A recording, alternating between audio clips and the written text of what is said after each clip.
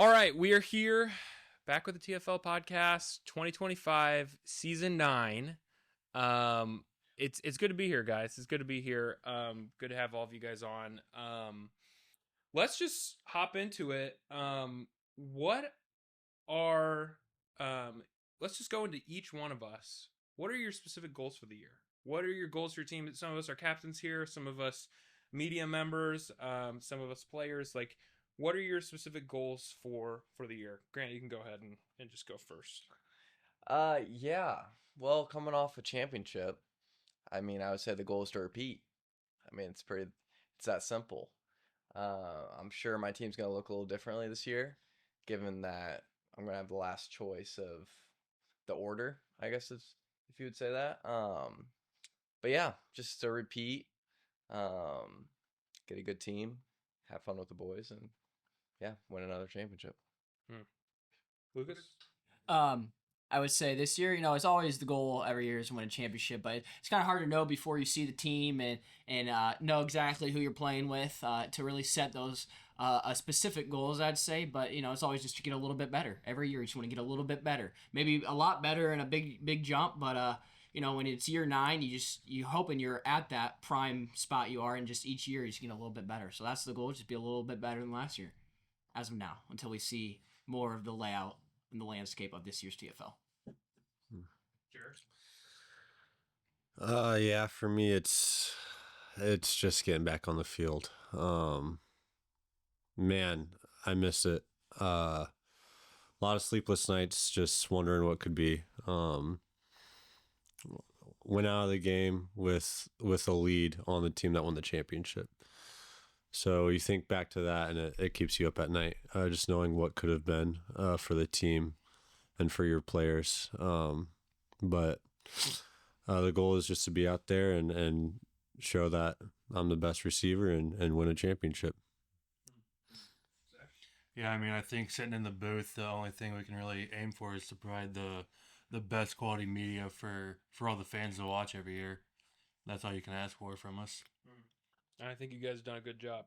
I think you have. Keeps improving every year. Yeah. So what I kind of want to start with here is I want to unpack last year's TFL. A lot happened, and not a lot has been said about it. Yeah. Not a lot has been published. Let's kind of unpack what happened this season, starting with Jared. Jared, your injury, what happened to the Kraken? That was comparable to the 2019 Fighting Amish, where their captain went down with COVID beforehand, or 2020 Amish captain went down with COVID, and so give us a look into what happened for you, just specifically on that play, what you remember, what you don't remember, and just like kind of what the outlook is for the Kraken last year. Yeah, I remember going into the game. We knew exactly what the game plan was. We knew Angel going up against him. I knew he was going to be aggressive.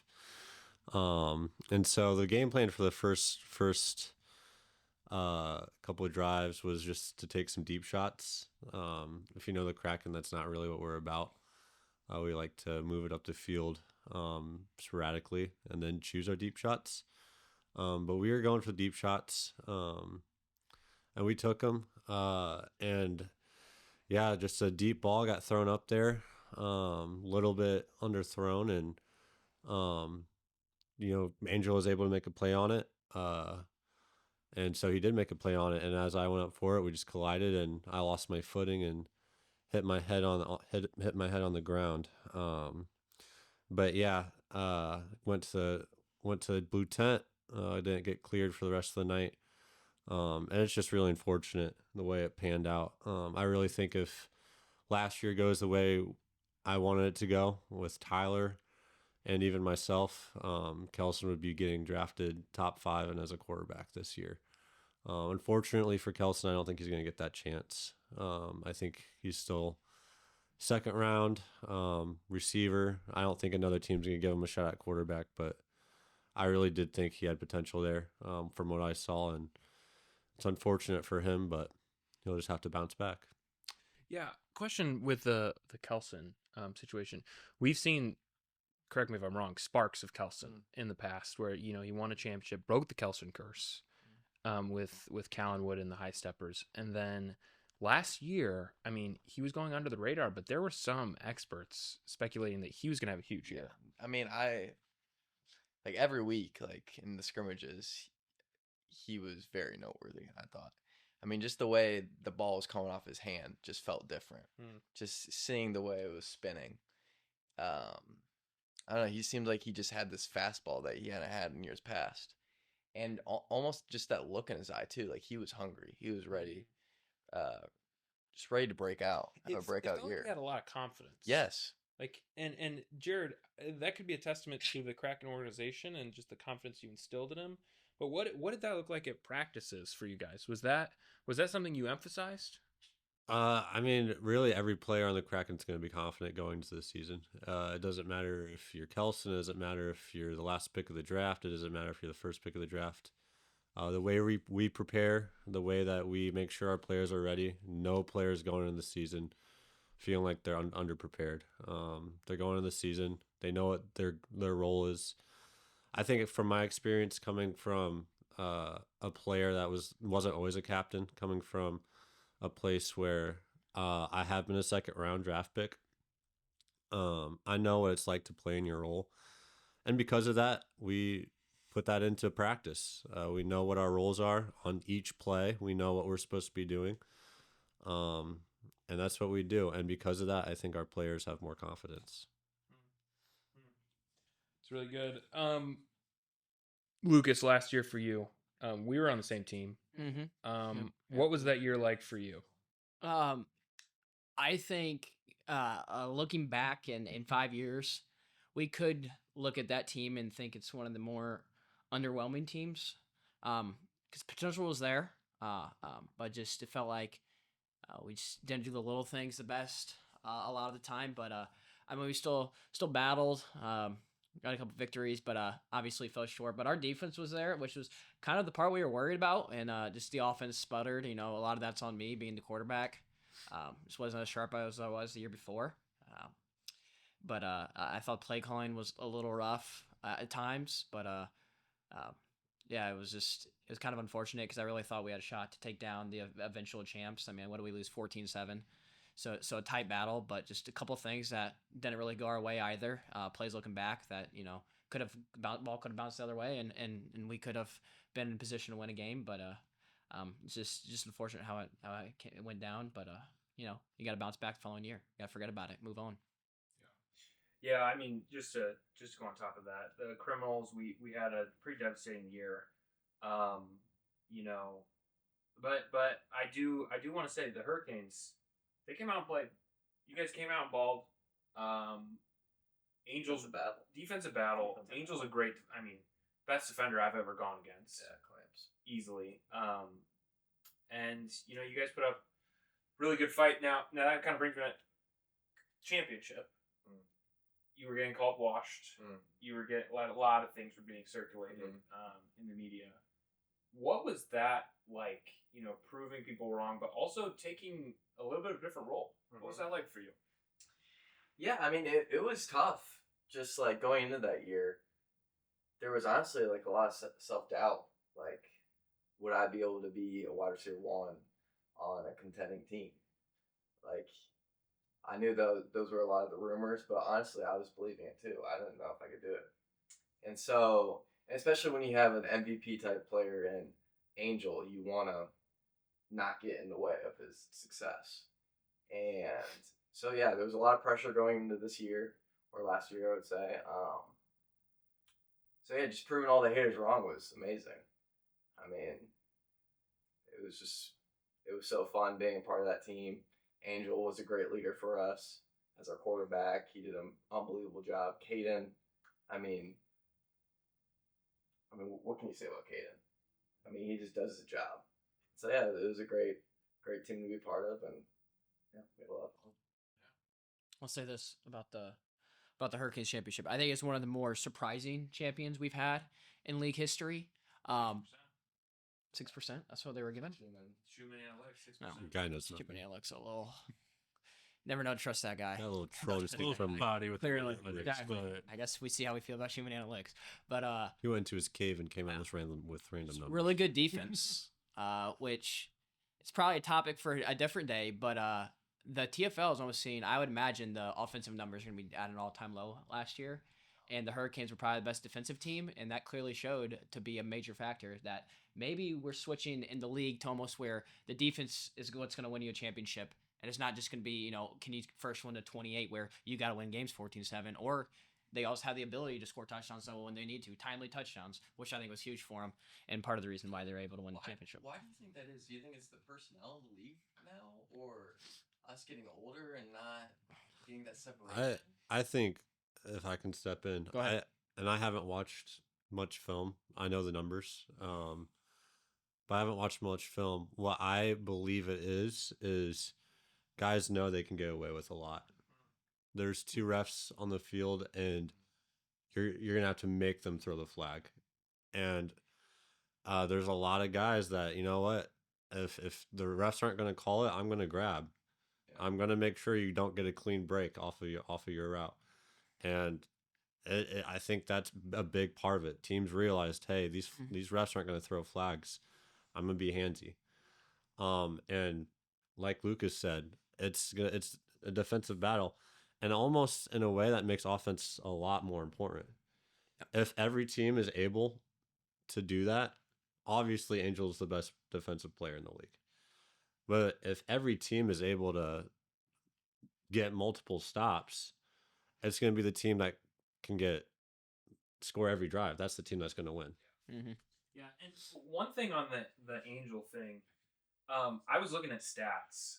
So broken down defensive, rushing, and then quarterback and receiver stats. This is actually just mind-boggling here. Angel ranked number 1 in defensive stats, 5 interceptions, 1 touchdown. Rushing stats, Angel ranked number 1, with the only person, he had 83 yards rushing on 6 rushes and a touchdown. Next person was Braden with 35 yards rushing. Then quarterback rankings, he ranked technically 2, 370 yards passing, 7 touchdowns, 3 picks. Receiver rankings, he ranked like 12. He had 2 catches for 45 yards and 2 touchdowns, though. Is this the best season we've ever seen from a player? Like, period. I mean, it's hard to argue with. I mean, that's what I was saying. Like, there's a certain level of pressure, playing on his team, because you knew the type of player he was, and just how skilled he was in every facet of the game. I mean, he was a quarterback, but anytime he ran a route, you just throw it up to him, and he's probably going to come down with it. Yeah, 2 for 2. 2 for 2. And we actually tried to throw it 3 times, but I got sacked at the last second, but he would have caught another touchdown. And so, yeah, he's just a different breed, different level of player. Yeah, so true. Yep. So, we have a guest walking in. What's Jada? Walk of shame, Hey. Jada, another member of the media. another member of the media. Jada, Yeah. Jada, come up and right here's the camera. If you just want to, There's a You can camera? take a seat. yeah. If you just want to, There's 2 of them. Oh! Actually. just take a seat right there. Okay.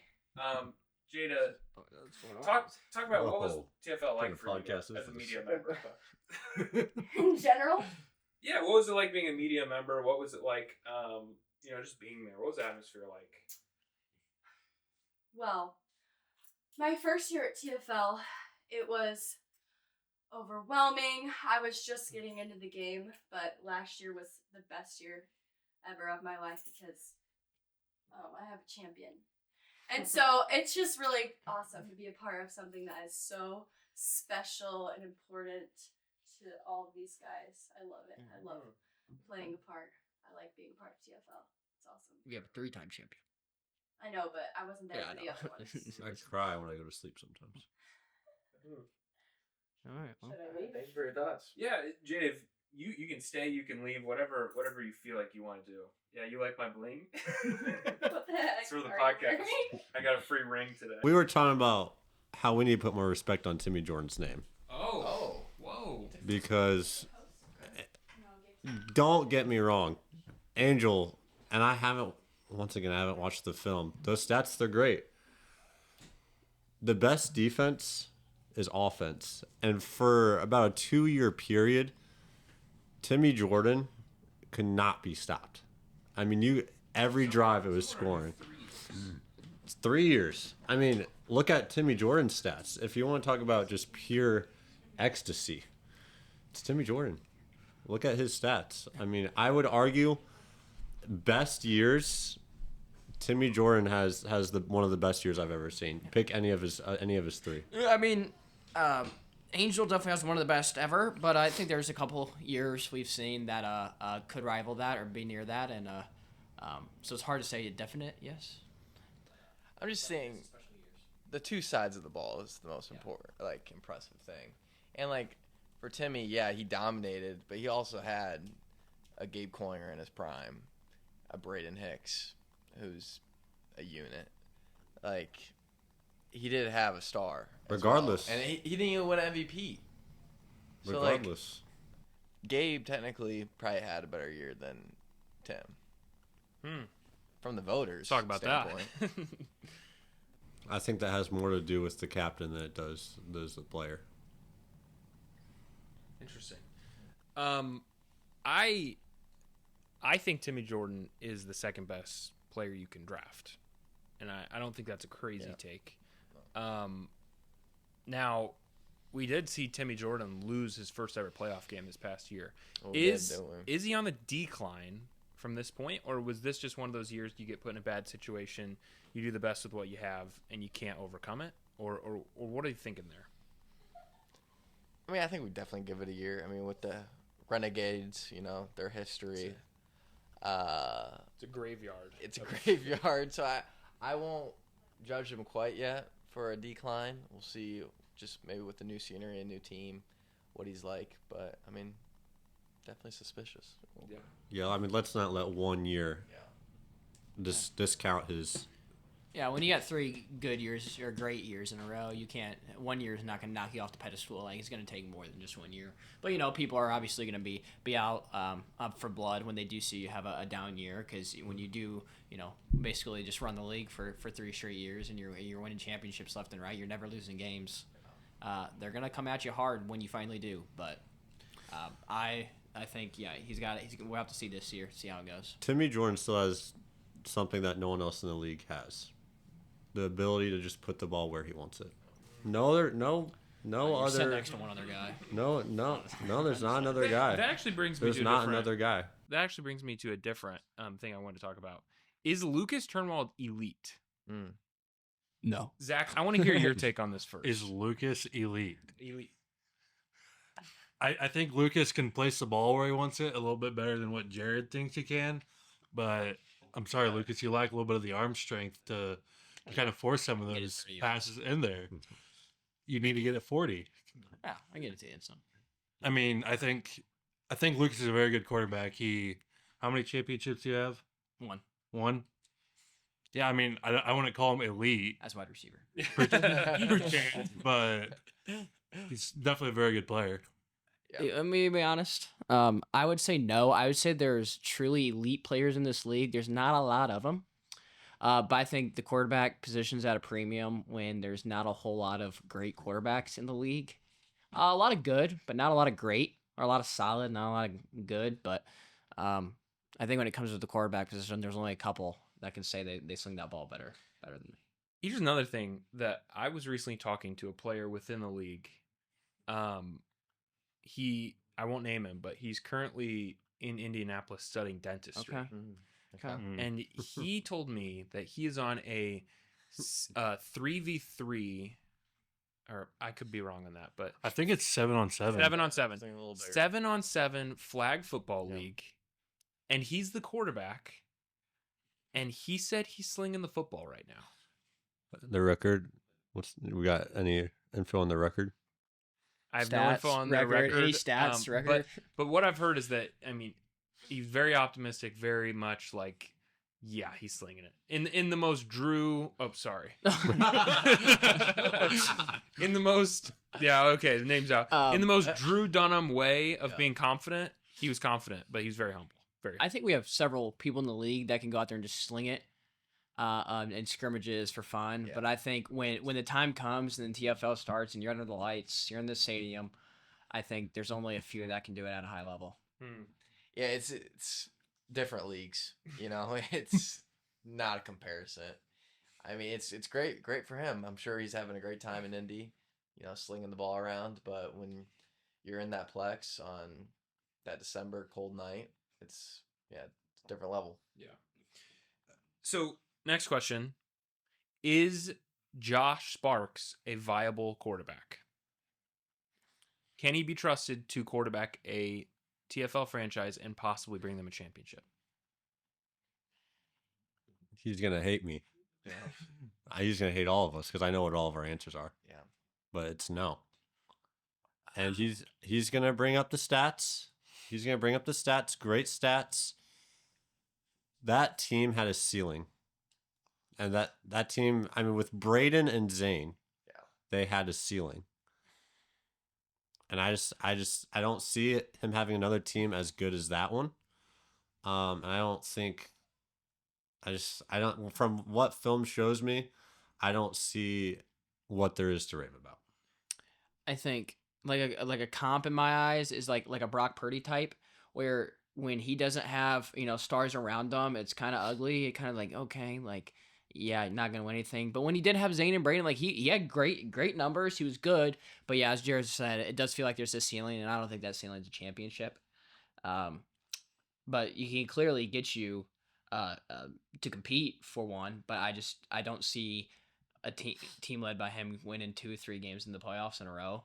But it can always technically happen. You get a lucky bounce, or you just rise to the occasion one time. But I think he's just not quite there yet. That's not to knock him either. Yeah, I was No. gonna say that's. I not an love insult at Josh. all. It's not a knock.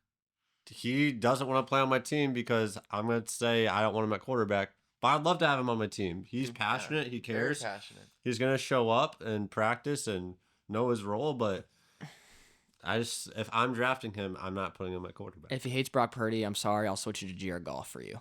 There you go. Well, Oh, that's not very Different bad. podcast. Different podcast. So off of Josh being a good quarterback, last year we saw Israel Schumann also play quarterback.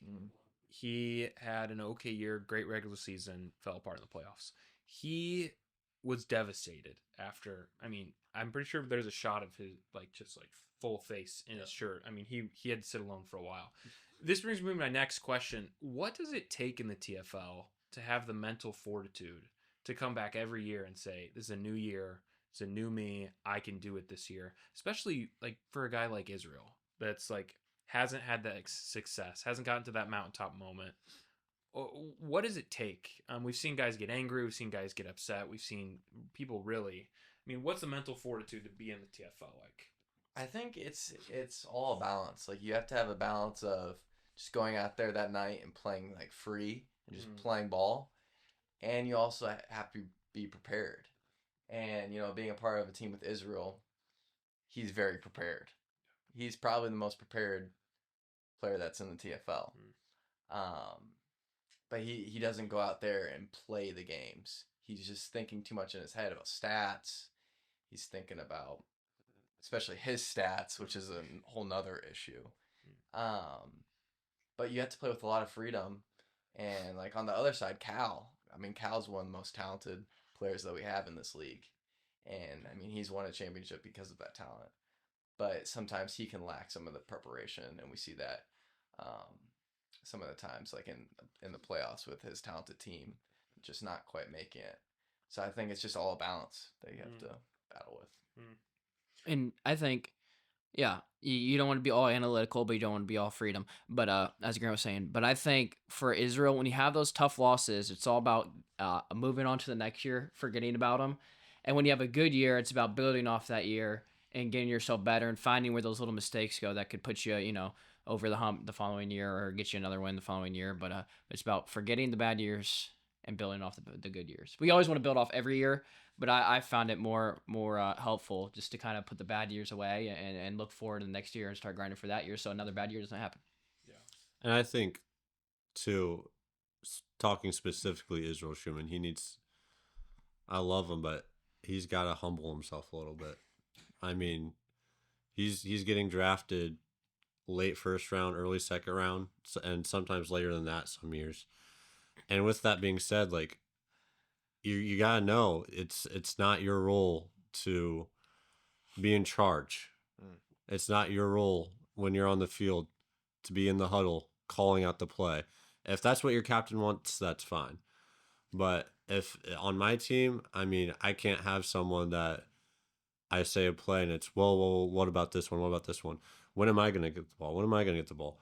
And I think if he looked at this past year and he said, all right, this year didn't go the way I wanted to. I didn't have the stats I wanted. The year didn't go the way I wanted it to. I'm going to humble myself. I'm going to just take a back seat this year. We're yet to see Israel take a back seat. Yeah, never. I think if Israel took a back seat, it would clear his head and he would be able to play so much better. He could do special things. I mean, Yes. he's still got that quickness. Yep, he's He quick. hasn't lost that. Yeah, he's got a twitch, A and a little little twitch. burst that he can beat anybody on a deep route. Yeah. And I think he's got.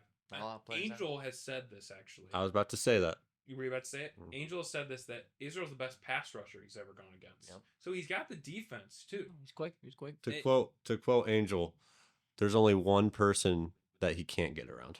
Yep. Mm, Israel. It's Israel. a true one. it's Israel. And so what Israel has to do is when he hears that right there, he has to take that, not use it as confidence and cockiness, Mm. but use that as like, take a look in the mirror. What can I get better at? What am I already good at? Let's go into the year. Yeah, I mean, kind of what Jared said, just like coming from a captain, like when you're drafting someone late first round, early second round, you don't want them to be the loudest one in the locker room. I mean, it's just a distraction. So if Israel could learn just to, play more of his role, I think he could definitely be on a championship team in the near future. 100%. So I have no doubt about that. Yeah. Next question is, we're going to take a hard pivot here. Is Zach Heck at GOAT status for being an announcer / Hall of Fame announcer? What year number is this, Zach? This will be 5, I believe. Man, 5 years. the years go by so quickly. Year 9. I mean, that's over half the years. He's been there. He's done it all. I mean, there's no conversation. There's not really up for debate. He's to go. He's to go. There's no doubt. I think he's had some iconic calls at this point. He's helped out in every facet, including the podcast. I mean, huge deal. I think you got to put him up there. How many championships have you called? That's a tough. That's a tough that's the question hard to answer. answer. Couple. At least 1 or 2, probably. Now here's an Definitely up and deserve more Yeah. championships. yeah, definitely got to get him on call. It's almost Well, embarrassing. it's just when his I mean, everybody knows Zach is a Fox guy. Yeah. So Fox doesn't have the championship every year. So we have the rotation. Okay. Now here's another thing. Tyler Turnwald, which I know he's near and dear to your heart. Yes. He's your brother. I love Tyler that. Turnwald hasn't been able to get healthy for 2 years. Are we looking at a potential switch this year to being a full-time announcer? Lucas, do you have any say? I mean, that's up to him, but it may be time for him to retire into the booth. He just can't keep that body healthy. Back's messed up again. He's definitely not going to be able to go in TFL this year. But that's kind of up to him. See if he's feeling it. If not, then good for him. But we'll see. How much does chemistry matter, Zach? I'll tell you one thing. I love having the Turnwald boys in the booth with me. It's just electric the entire time. I heard Justin Hicks on the mic last year. He was also really good. Was he really good? He was really Yeah, good. he was. He was really good. Yeah. He's got a little bit more flair than his brother. His brother's good in the mic too, but he's just got Got a that little more extra. Smith in him. A little more Smith in him. Yeah. He's gonna say what he thinks a little Yeah. bit more, not so A much little a filter. quicker. Yeah, a little bit quicker, a little witty. Uh-huh. I think it's good. Moving on is we're gonna go to a different question. Should Jackson Turnwald stay as the Renegades captain? After TFL last year, we saw Jackson. He expressed publicly that he was open to the idea of moving on from being a captain. Now, that's a captain's decision. It goes to a vote, everything. And I think all of us love to have Jackson as a captain still. But what are your guys' thoughts? Should Jackson still be captain of the Renegades after selecting Tim and getting bounced first round of the playoffs with Tim? I mean, his record's not great, but personally, I would hate to see him go. I mean, he's been great to work alongside as a captain. Very consistent. You know, he's going to be there every year. Um, Still runs a great organization. There's nothing wrong with that. It hasn't really quite clicked for him. And I still believe in him. I think he could definitely get it up and running. And has he won a playoff game? Yeah. He has. So I think he's won one playoff game. won one playoff game. Correct me if I'm wrong. So at least he broke like that barrier. So maybe he can take his team to the next level this year. I still believe in him. Yeah, I mean it's not great out there in Renegade Land, but I think it was unfortunate for him because his best team I would say was 3 years ago when he had Perk and gosh, I can't remember who the third guy was. Jimmy. I think it was Jimmy, but I'm not positive. That was probably their best team they had. But unfortunately, they ran into probably one of the better teams of all time in TFL, the Criminals with Tim and Gabe and myself. I mean, it was a dominant performance, and we beat them twice, and they gave us our closest match that year. So I think that was probably his best team. It's tough when you have a buzzsaw you run into. Kind of hurts a little bit, but since then. Just haven't really seen much out of them. They've kind of been a dead franchise here for a couple of years. Yeah. Go ahead. No, you're good. I was just gonna say I've been in Jackson's place before. A few years ago, I had the same questions about myself. I think what it is it's just when you have such high expectations and it doesn't go the way you want at all, you take it on yourself, and that shows how much you care. And when at the end of the year, it's always just going to be you. This is a league that drafts newly every year. You are the only one on your team at the end of the year, and you're the only one that's going to stick. You don't have anyone else to fall back on. You don't have anyone else that you can go to for support. You're alone in that. And so when you have all of those players, Timmy, you feel like it's your year, and he did, and it crumbled, and it sucked, and that night he probably doesn't want to be a captain. But I guarantee you, if he wants to be a captain, he's going to be a captain. It's just a matter of if the effort you put in, the care that you have for it. If he wants to, then he's going to be a great captain, and he's going to do great at it, and he's going to keep doing it. But that's what I would say. I also think there needs to be an organizational change for it to ever change and for the Renegades, because I mean they're the least prepared team every year. They don't practice. He draws up a couple plays, but it ends up turning. It feels like a lot of them just end up turning 4 vertical, basically 2 verticals. But I think there needs to be kind of an organizational shift or a change of mindset or something. Not positive what works for them out there. But I think there has to be a change in something deeper down than just on the surface. Just speaking from a Turnwall perspective, would you ever want to play for the Renegades? I mean, I'll play wherever. I think it could be fun, kind of given that challenge to bring a team that's been down in the dumps for a couple years, at least get them a much better performance. Maybe not to the mountaintop, but get them climbing the mountain. Because it feels like they're at the bottom for the last couple of years. So like any team that's underperforming, I mean, I'd love to play for those teams just to take on the challenge of trying to improve in the squad and bringing them back into the spotlight. Yeah, I think one thing too. I spoke to some fans of the Renegades recently, and I think what they expressed the most was, we talk about how they had one of their best teams back when they ran into the Criminals in 2021. But I think this past year stung the most for them because you have a guy who knows how to win that comes in the organization at the most important position. And he, not only does he know how to win, he hasn't lost in the playoffs, and he's lost 1 game total. So you got a guy that's coming in, and that's how you get the culture change right there. You get it started. And then you still don't get a playoff win. And you go 1-1 in the regular season, and it's just like you look after that, and that's the guy who's supposed to bring structure to the organization, and that didn't happen still. And so you look and you're like, what is going on? and that's I think why Jackson had so much of like that like, man, what am I doing wrong? Yeah, I think going into the year, for sure, hopefully had the highest hopes they've had out there with Tim. But if I recall correctly, they lost early, and I think they went 1-1 in the regular season. But I think it was Tim's first loss, or was it Tim's second loss? Yeah. But he lost early with Tim.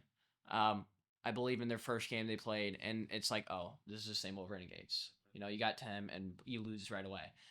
They did end up winning one of their games, which was a big game. But I know it was a tough loss. But it kind of, you know, as someone looking on the outside, you're like, oh, same Renegades. Like they're not gonna win the big one. Like, it's just not gonna happen this year. It's like, when can they? Because they got Tim, they got a good squad, and it's just, you know, they let you down.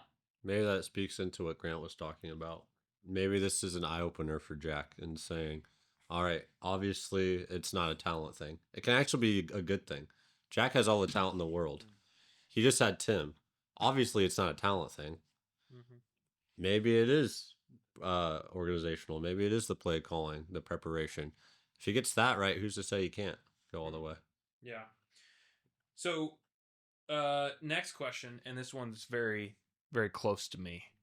The people want to know what you guys think on if I am washed after a bad season. So, take the floor, guys. You guys kind of give your take on that. I'll listen. No, not washed. Because, I mean, you look at the league, you're still one of the top receivers. Did you take a step back last year? Yes. But I don't think you're at the point in your career where it's going to be you're going to slowly decline. I think you can easily bounce back next year and have another great year. But there was a couple of things, you know, you worry about a little bit. But I wouldn't say it doesn't look like it's going to be a trajectory that's going to last and continue going downhill. I think it'll be a big bounce back year. I know for me, being a receiver, being in the same position dominantly that you were also dominant in. Few years ago, when you have Tim and you're putting up those numbers, it is like, man, what can you do?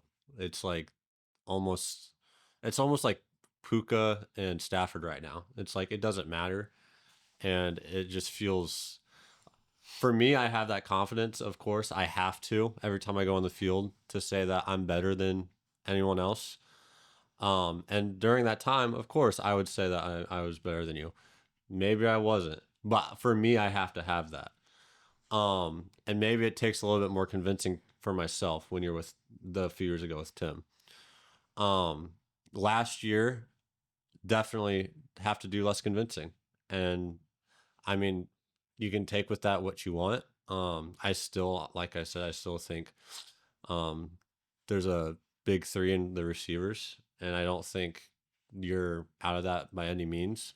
But like we said, we talked about the defense, and the defense is changing. And I think that you're just going to have to learn how to adapt, and I think you will. So, Yeah. What is your big three? I'm interested to hear that.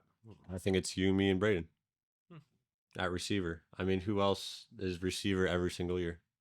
And true. puts up like Angel's not playing receiver Yeah. every year. Grant had a big year. But even Grant, I mean, No. I don't think he's a part of the big three. I think captain wise, yeah, but I don't think receiver. I'd agree with that.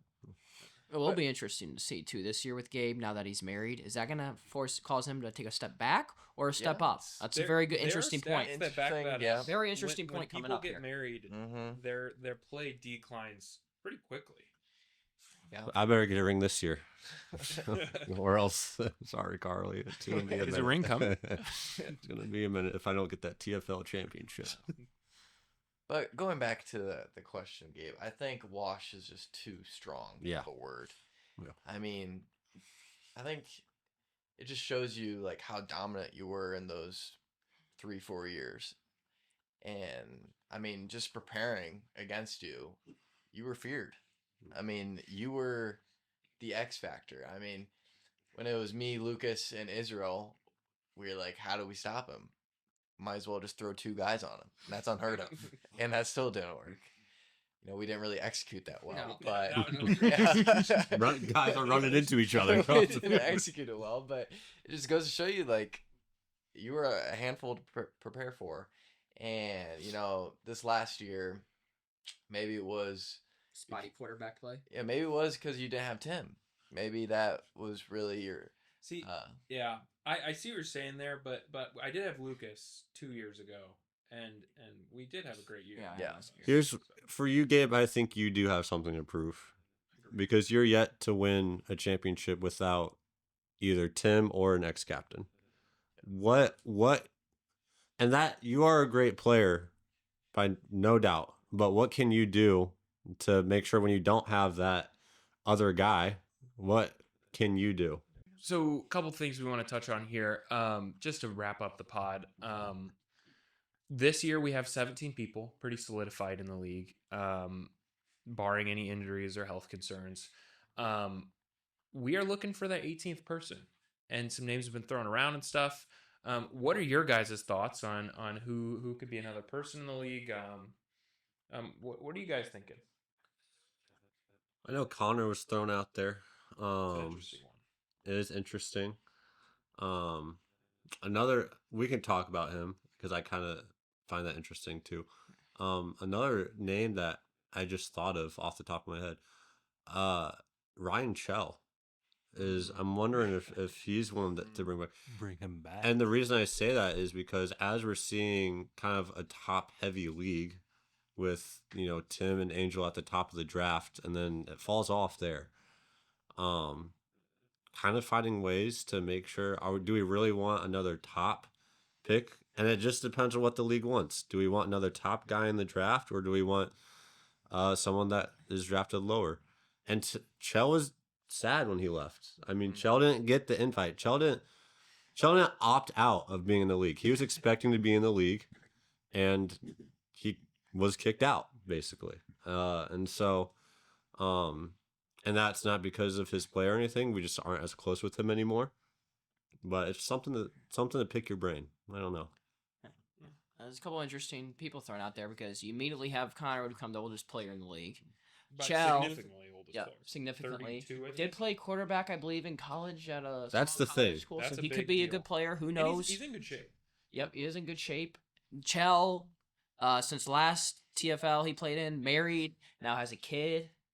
So who knows what that would look like. So far, I mean, interesting options being thrown out there. As I hear a little noise here and there every now and then on the news waves of other players, rumored to be, but I'm not gonna throw any of those out there as they are just rumors until I can confirm with sources. But that's not really my my expertise area. So I kind of just whoever it is, I hope they're ready for the TFL, and I hope they're able to rise to the occasion. yeah, just being one of the OGs in the league. I just would love a familiar face. If it's Ryan Chell, even get Booth out here, just a familiar face would be, I don't know, comforting. You've always been a I've- familiarity. yeah, guy. it's- You want to stay Jackson as a captain? Yeah, I'm an old head for sure. I like tradition. I like the way things are. I don't want big changes. So yeah, that's just kind of where I lean. No, that makes sense. Wondering, You can keep on. Connor has potential, I feel like, to be the new best player in the league. I'm playing college football at quarterback. The question is, I mean, how well can he throw the ball? I'd imagine he could be the best thrower of the ball in the Yeah. league. It's been a while. And he's I'm active. assuming for him since he's played football. And, the TFL is a different kind of pressure he's never felt or seen, especially playing where he did. I mean, it doesn't really matter if you're playing in the Big Ten, SEC. The TFL is a different kind of pressure. It is. Yeah, it is, and there's a lot of things you gotta adjust to. So I mean, a new player, regardless of position they are, absolutely could be interesting. And we've seen new players that just are kind of lackluster, and you on paper they should be good, but they don't end up good. So it's a lot of different things that you can look at. You gotta look at when examining new player options. Yeah, and just to wrap up here, we do want to make an announcement. This year's TFL documentary will be featuring the Hurricanes. It will be coming out on draft night, so just tune into that. As well as just final question, guys. What does it mean to you guys as this is year number 9? We're approaching a decade of TFL. what's it meant to be in the league? I know Zach, you came on about midway through, but the four of us, I mean, we've been here since the beginning. What has it meant to have the longevity of the league? What has it meant to play that long, be a veteran for that long? Like, talking to that. It scares me. That's what it does. Hearing that number, we're almost to a decade. Because you do start as you get older. Body starts, you're a little more sore in the morning, and you start to think about, how many years do you have? Which I know you want to stay out of that mindset, but it's hard not to let it creep in.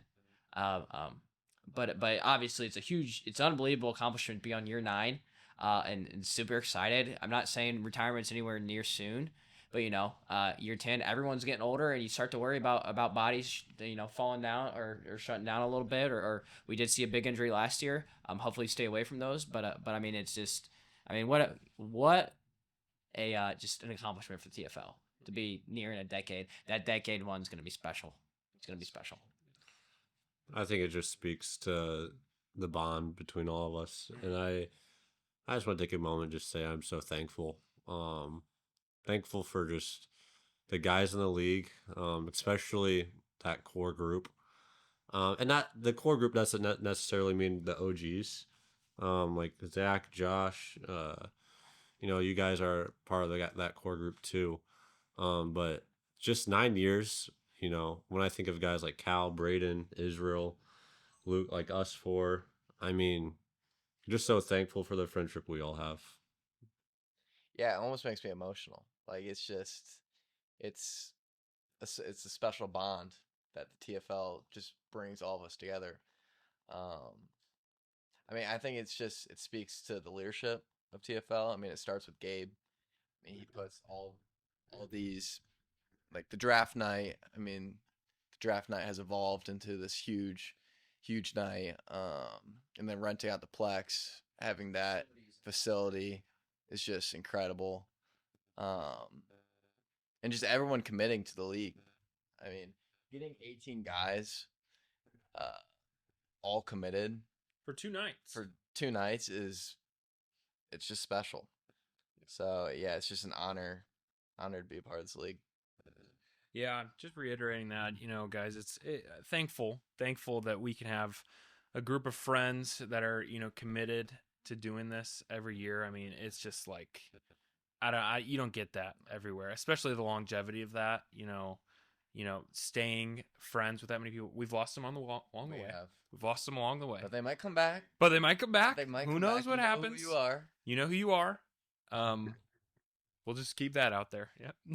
We're not gonna say any names, but they know who they are. Yeah. But yeah, I just agree with everything you guys said. This is a wrap for TFL podcast. Episode 1 of 2025. 2025. We'll have more coming. We'll have more people featured. If you're watching this and you weren't on this podcast, chances are you're gonna get a text soon. You're gonna be featured on a podcast soon. Don't get up in arms about it. We're just getting some different people, different faces, different names in here. And we will have the player comp episode here coming soon. So thanks for watching. The long nights start now. The long nights start now. The long nights of Well, we got staring at the ceiling. Draft order out in the near future. Draft order will be out in the near future. We'll All probably right. put that on a podcast. So Yeah. That 18th guy, we're looking for you. 18th guy. Keep your eyes peeled, ears to the ground. Yeah. Thank you.